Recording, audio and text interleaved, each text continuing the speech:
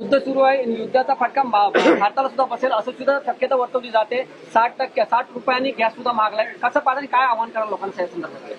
बघा, मी पहिल्यांदा आपल्या सगळ्यांना सांगतो आणि विशेषतः माध्यमांना सांगतो, लोकांमध्ये पॅनिक तयार करू नका.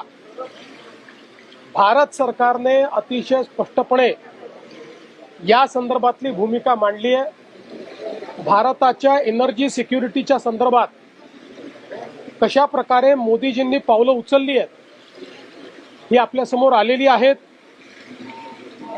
2-3 दिवस झाले काही माध्यमांनी चालवून दिलं पेट्रोल डिझेलचा तुटवडा होणार, विनाकारण मोठ्या मोठ्या रांगा पेट्रोल पंपावर आपल्याला पाहायला मिळाल्या. भारत सरकारने सांगितलं अशी कुठलीही कमतरता होणार नाही.